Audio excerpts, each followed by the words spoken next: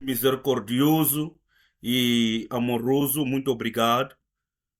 Neste exato momento, permitir que os teus filhos se congregassem juntos, mesmo que não somos todos que podemos nos juntar fisicamente, mas pela bênção da tecnologia, nos permitiu neste exato momento a ter esta comunhão no Espírito em aprender da Sua palavra. Damos toda honra, glória e ações de graça. Estamos muito gratos pela oportunidade de participar nesta mensagem da história da redenção.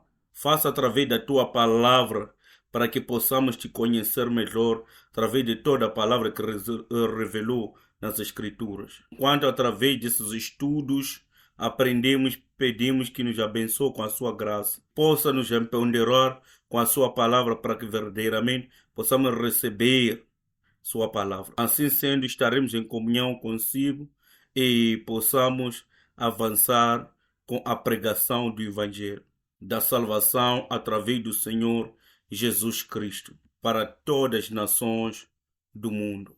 Pedimos que possa abrir nossos ouvidos, nossos olhos e as nossas mentes hoje, os nossos corações, para que possamos receber a sua palavra, para que possamos produzir frutos de arrependimento e trouxemos para si frutos de louvor, de ação de graça, através das séries da história da redenção. Oramos e agradecemos tudo em nome do Senhor Jesus o Cristo.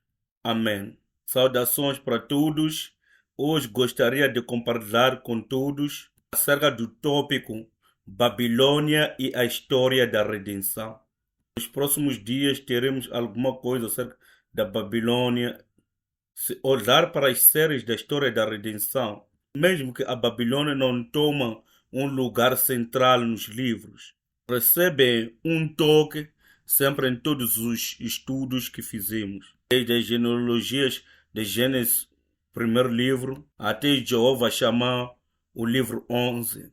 De uma ou de outra forma, precisamos entender o lugar que a Babilônia tem dentro da história da redenção e o que isso significa para a nossa salvação. O nosso subtítulo é Babilônia e a genealogia. Por isso, o subtítulo dos estudos de hoje é a Babilônia e a genealogia. Podemos ler a nossa passagem, se encontra em Gênesis capítulo 5, versículo 1. É de ler: Este é o livro das gerações de Adão, no dia em que Deus criou o homem, à semelhança de Deus o fez. Por favor, me perdoe o título. Não creio que Deus estava enlouquecido quando Adão tomou da fruta da árvore do conhecimento do bem e do mal. É verdade que esteve triste quando Adão tomou da fruta da árvore do conhecimento do bem e do mal. Mas o que gostaria de enfatizar em Gênesis capítulo 5, versículo 1, é a introdução. Este é o livro das gerações de Adão. Assim sendo, Gênesis é o livro de genealogia. Olhando para o Gênesis, notamos que está composto por 10 genealogias diferentes. Resume toda a história a partir de Adão até a família de Abraão no Egito. Abraão, Isaac, e Jacó e José. José, que é a quarta geração na aliança da tocha. Ela é a tipologia do Salvador que salva a sua família da fome ao ir para o Egito e causar com que aquela nação prospere. É assim que Gênesis começa e termina com genealogias. Então, o que isto tem a ver com a Babilônia? Como é que podemos entender a Babilônia? No conceito de gerações e genealogias que vemos no primeiríssimo livro da Bíblia. O que precisamos entender acerca da genealogia de Adão é que também inclui a linhagem de Caim. Se dar uma olhada em Gênesis capítulo 4, versículo 1, isto é imediatamente quando eles foram banidos do jardim do Éden, por causa do pecado de se alimentar com a fruta da árvore do conhecimento do bem e do mal. E conheceu Adão a Eva, sua mulher, e ela concebeu e teve a Caim e disse: Alcancei do Senhor um varão. A ajuda de Deus. Então, a palavra hebraica para Caim é Caim, que vem da palavra mãe Cana. O que isso significa?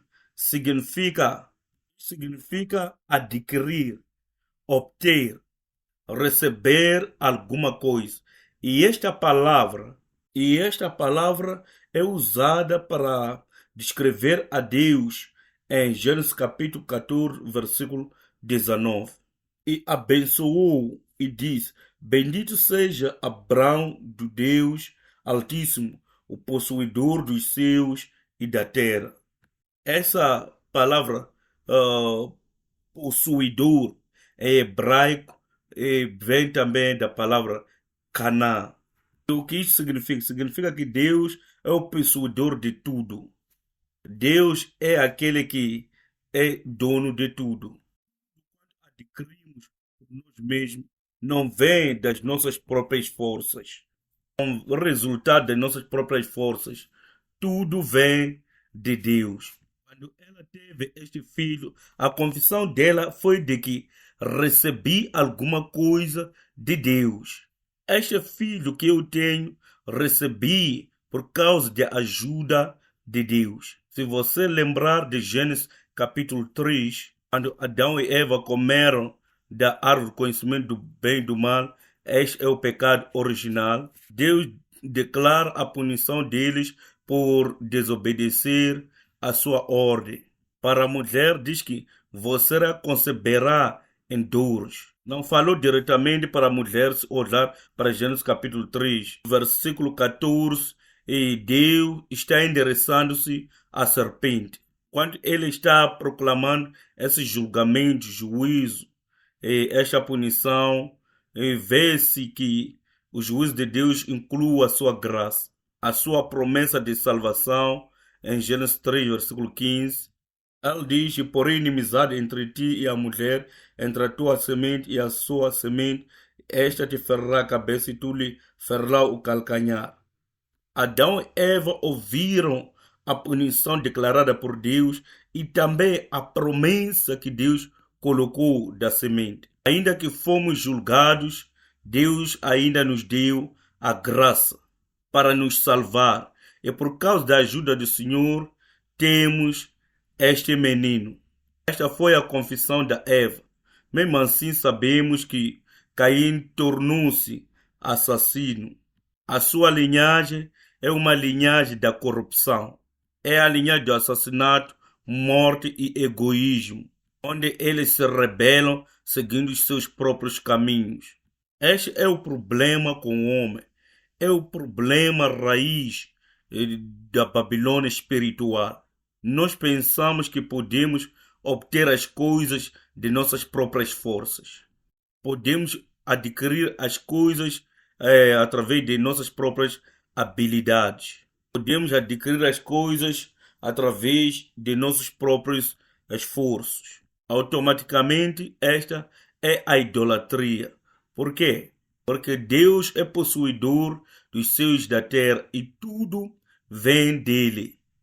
Mas nós, como homens corrompidos, pensamos que fizemos tudo para nós mesmos. Sentimos que temos capacidade de fazermos aquilo que nós queremos. É com esta noção de que podemos fazer alguma coisa para nós mesmos que é o problema demonstrado pela Babilônia na nossa vida de fé.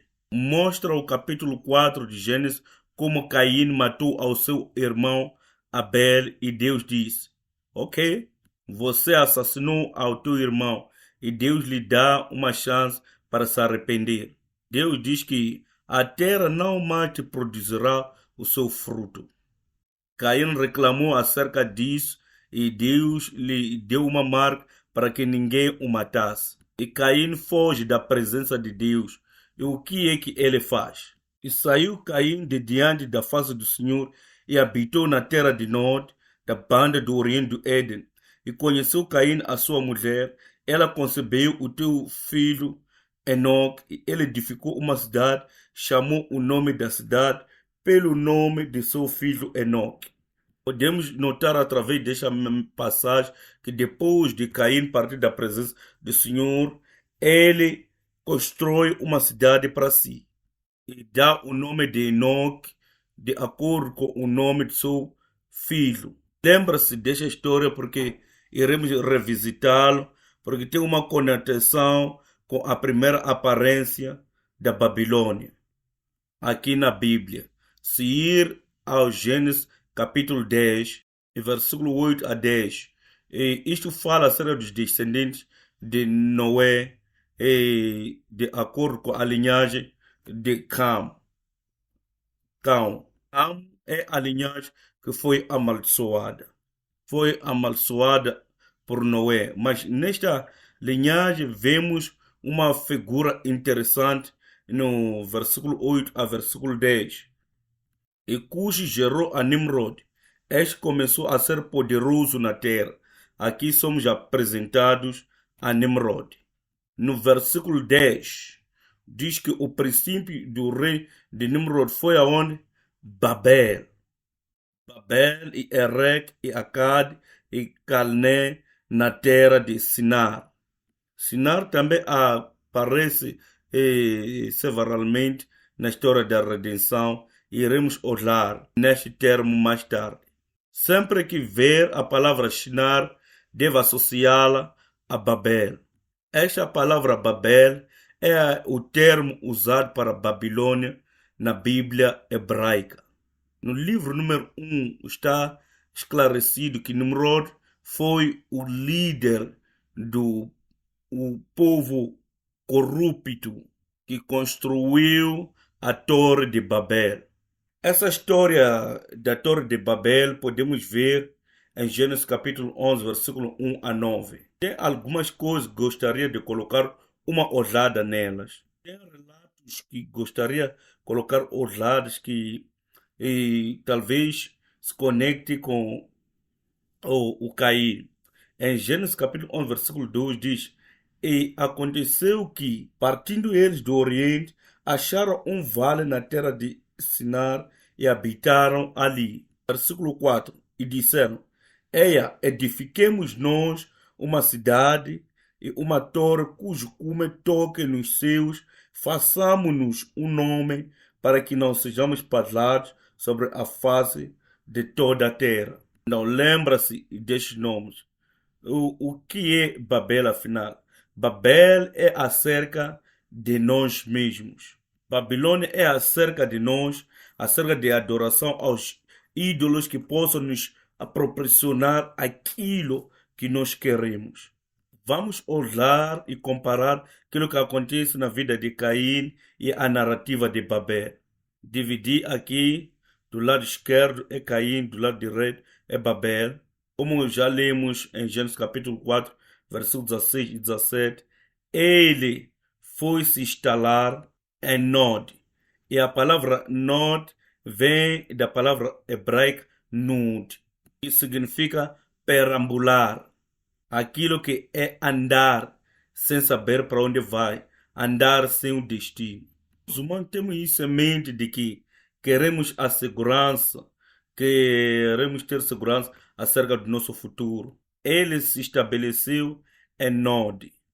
E não importa aonde possa se estabilizar, se você saiu da presença de Deus, você é apenas uma pessoa nômade, ou és um ambulante.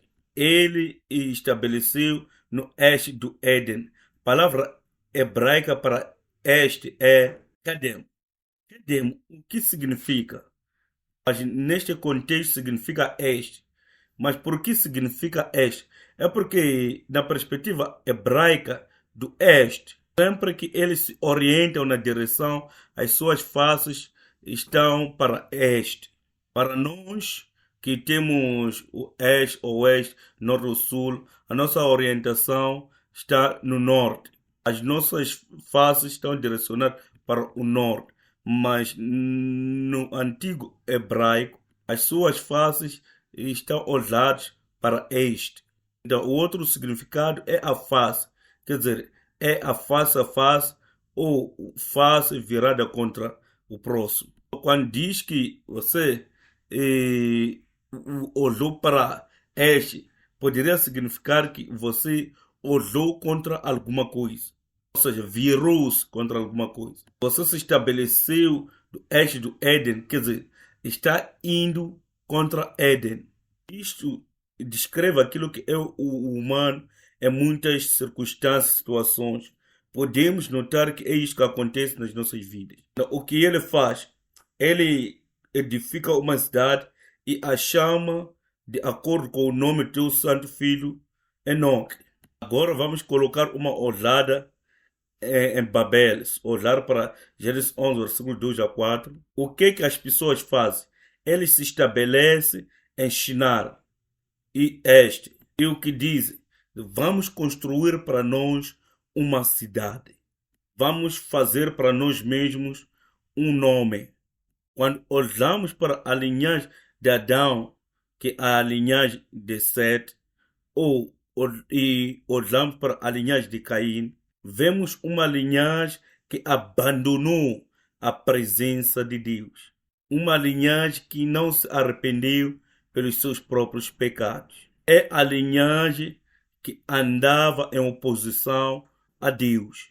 Ao ir e olhar a situação de Babel, o que é que este povo faz? Ele se estabelece no este. Eles constroem uma cidade para eles e querem fazer para si um nome. Por quê? Porque não querem se espalhar. Queriam se instalar aonde eles se sentiriam seguros. Comparamos a vida de Caim e a história de Babel, podemos ver como é que o pecado toma conta. Aqui nas séries da história da redenção, enquanto nós progredimos, Babel ou Babilônia, chega a representar o pecado de se opor a Deus, de não confiar em Deus, querer confiar a si próprio, de engrandecer o seu próprio nome, além de exaltar o nome de Deus, porque deveria ir para onde Deus te liderar, mas se estabelece fora da presença de Deus, aonde quer fazer com que os seus próprios desejos sejam cumpridos. Podemos ver isto na vida pecaminosa de Caim, assim como os seus descendentes, e também vermos isto no incidente pecaminoso de Babel, aonde as pessoas desafiaram a Deus. Quero colocar uma olhada na história da Babilônia. É capítulo 11, versículo 1 a 9. Muitos aspectos da Bíblia hebraica estão escritos na forma que nós chamamos quiasma. É uma estrutura literal onde certas coisas estão organizadas, onde através da própria estrutura pode ver como Deus opera. Como podemos ver a operação de Deus na história de Torre de Babel? Começamos com Gênesis capítulo 11, versículo 1. Que era toda a terra de uma mesma língua e de uma mesma fala.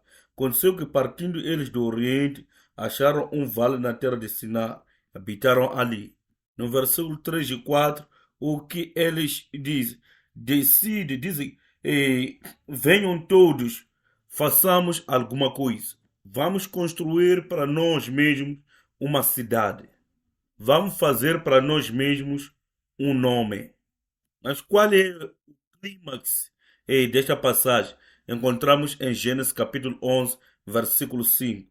Então desceu o Senhor para ver a cidade e a torre. Todo o povo tem uma mesma língua, mas perambulam e tomam uma decisão. O que diz? Venham e vamos edificar uma cidade. Vamos fazer para nós mesmos um nome. O clímax da história chega no versículo 5, diz que e o Senhor desceu. No versículo 6 e 7, o que diz? Eis que o povo é um e todos têm uma mesma língua. Isto é o que começam a fazer. E agora não haverá restrição para tudo que eles intentaram fazer. Versículo 7. Deixamos e confundamos ali a sua língua. O que acontece no versículo 8, o povo se espalha de toda a terra. Qual é a conclusão? Agora toda a terra tem muitas línguas. Vamos olhar para essa estrutura. Está dividida em A, B, C.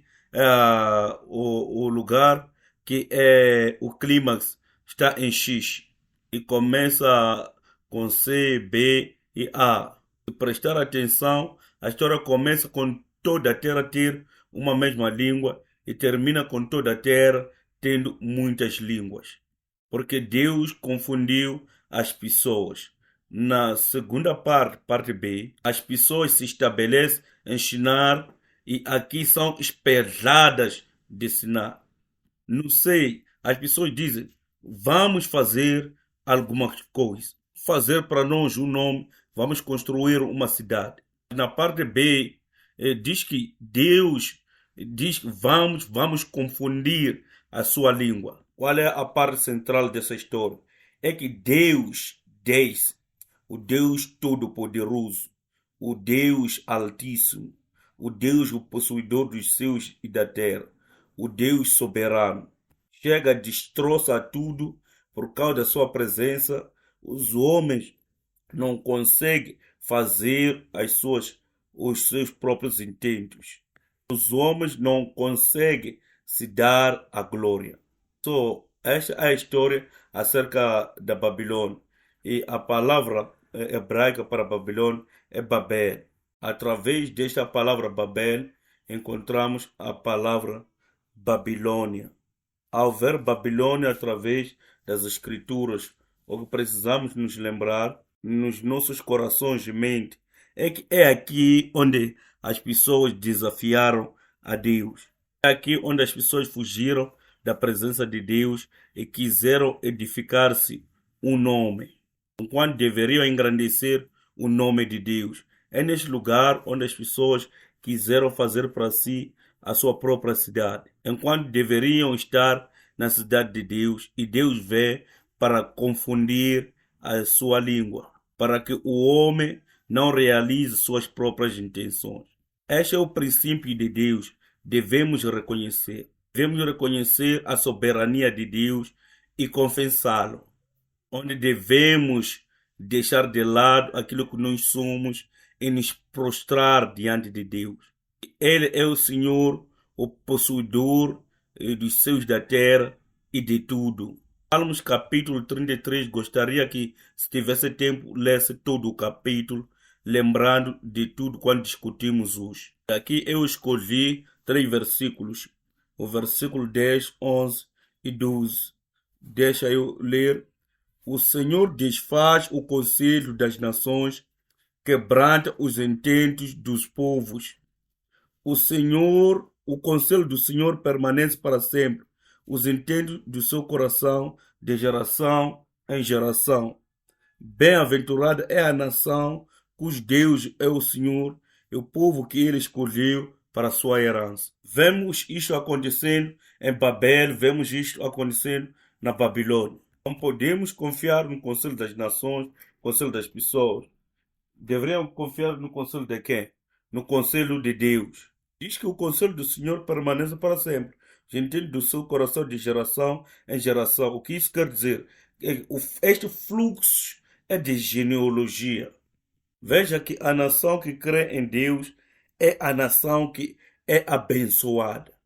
Famílias, gerações, genealogias que vêm dessa nação têm o conselho do Senhor que permanece para sempre.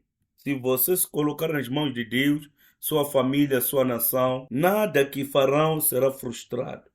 Por quê? É porque você está em conformidade com a vontade de Deus. Precisamos ensinar isso através das gerações, através das genealogias. Quando olhamos para o versículo 12, que diz: Bem-aventurada é a nação cujo Deus é o seu Senhor, e o povo que ele escolheu para a sua herança. Isso aponta para a história da redenção, olhando para o Abraão, como já falamos hoje. Visto que Abraão certamente virá a ser uma grande nação e poderosa, e neles serão benditas todas as nações da terra. Volte para Salmos 33, versículo 12. Abençoada é a nação cujo Deus é o seu Senhor, é o povo que ele escolheu como sua herança. Aqui diz: Abraão foi escolhido para que todas as nações sejam abençoadas através dele. Eu o escolhi para que ordene aos seus filhos e aos seus descendentes que se conservem no caminho do Senhor, fazendo o que é justo e direito, para que o Senhor faça ver a Abraão o que lhe havia prometido. Aqui diz que Deus escolheu Abraão, por quê? Porque ele vai ensinar a sua aliança de geração em geração. Olhar a aliança abraâmica com Deus, só escolhi um versículo para focar no que estivemos a tratar hoje. Estabelecerei a minha aliança como aliança eterna entre mim e você e os seus futuros descendentes, para ser o seu Deus e o Deus dos seus descendentes. Olhe para esta passagem. Esta passagem fala da aliança de Deus para Abraão. É a aliança eterna entre mim e você. Ser o quê? Para ser o seu Deus, o Deus dos seus descendentes. Para ser o vosso Deus e vocês ser o meu povo. Quanto tempo? Para todo sempre. De gerações em gerações. Agora volta para Salmos 33. Volta para Salmos 33, versículo 11. O conselho do Senhor permanece para sempre. E os planos do seu coração de geração em geração.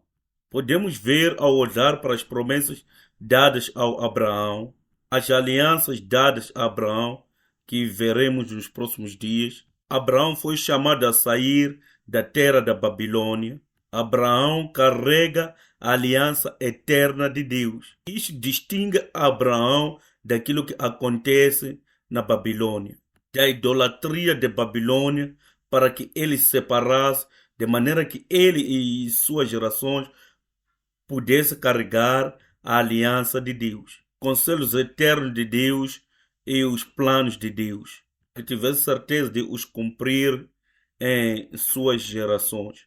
Aqui há contraste entre a geração que carrega a aliança eterna de Deus e a linhagem de Caim, ou quaisquer outras pessoas que caminham em oposição à vontade de Deus. E é isso que a Babilônia representa, indo contra ou em oposição aos planos, conselhos e vontade de Deus. Em conclusão, a Babilônia mostra a importância de se estar na genealogia certa. Vamos olhar para o exemplo de Joctã. Tem muito que pode falar acerca de Joctã. Tem uma coisa em que quero me focar. A história de Joctã está em Gênesis capítulo 10, versículo 25 a 30. Em Gênesis capítulo 10, no versículo 21, começa com a linhagem de Shem. Temos um homem no versículo 25, chamado Eber, que se separa das pessoas que construíram a Torre de Babel. Usa um rio, estabelece um reino onde ele ensina a palavra de Deus. O filho dele se chamava Peleg, que infelizmente ele participou na construção da Torre de Babel. Mas quem foi a pessoa que não fez isso? O filho de Peleg chama-se Joctã. O que diz acerca de Joctã? Versículo 30 é a conclusão deste relato de Joctã. A região onde viviam estendia-se de Mes até Sefar, nas colinas ao leste. E essa expressão Sefar é a que quer me um pouco concentrar. Seu povo também estava no este. O contexto do este aqui muito diferente do contexto do este no relato de Caim. O este da Torre de Babel. Por quê? Porque foi até Sefar.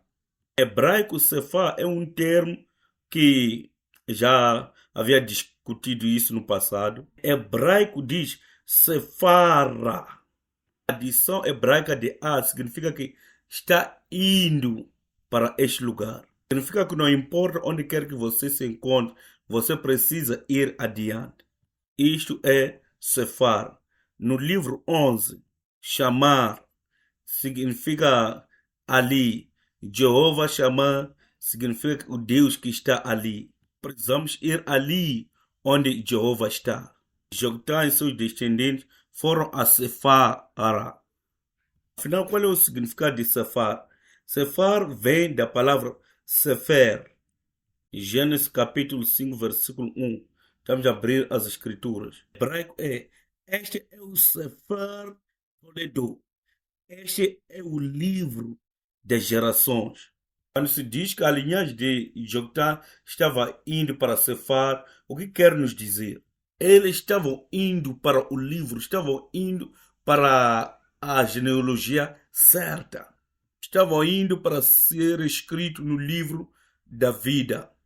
Logo antes da história de Babel, temos a pequena história destes homens aqui: Eber, Faleg, Ragal, Joctã, que dizem: nós não iremos a Babel, não iremos a Shinar, mas vamos a Sefar. Estavam indo para o livro. Mesmo que a linhagem de Joctã não é expandida na história bíblica, sabemos através dessa genealogia que ainda estão registrados na genealogia. Como sabemos? É porque eles foram para o livro, foram para Safar. Neste livro foi aonde eles se estabeleceram. Podemos ver a importância da genealogia que distingue aqueles que são chamados por Deus daqueles que desafiam a Deus. Distingue aqueles que estão no livro da vida daqueles que lutam, vivem uma vida de completa pecaminosidade contra Deus, vivendo no Babel, desafiando a Deus.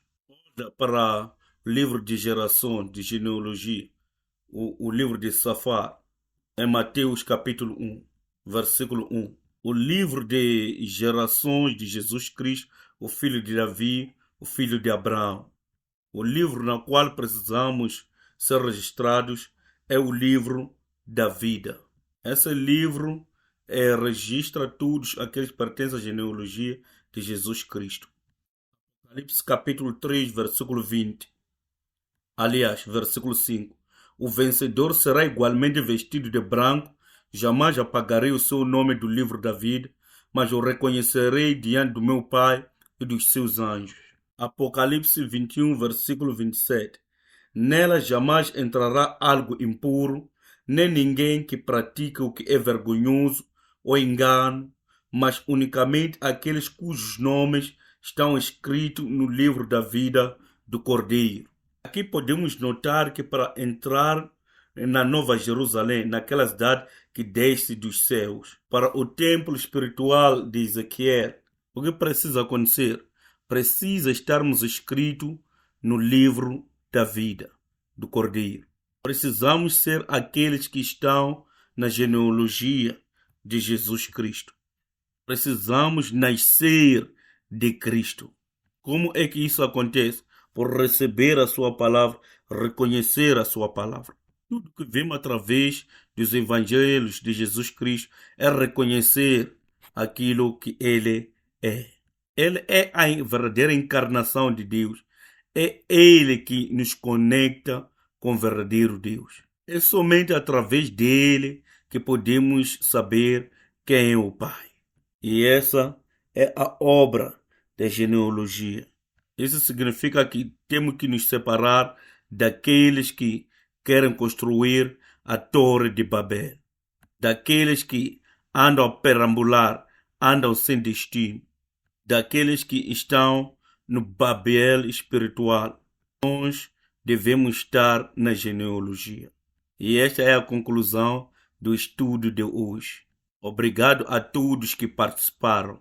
Vamos continuar com o tópico de Babilônia enquanto esclarecemos cada vez mais. Não apenas para entender o desenvolvimento da história da redenção, mas para perceber o que é que essa Babilônia tem a nos ensinar acerca das alianças de Deus. Aqui na história da redenção.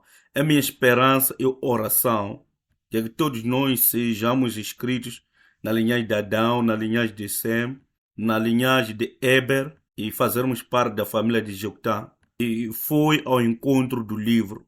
Fazendo isso, possamos reconhecer Jesus Cristo, reconhecermos o Pai, conhecer a sua palavra e sermos cheios do seu Espírito. Os nossos nomes serem escritos no livro da vida. Amém. Vamos orar. Pai, te pedimos que possa nos estabelecer de maneira que os nossos nomes permaneçam daqueles que fogem do grupo daqueles que se opõem ao Senhor, mas voltam-se para o Senhor, para o cumprimento dos seus propósitos e planos. Em nome de Jesus. Amém.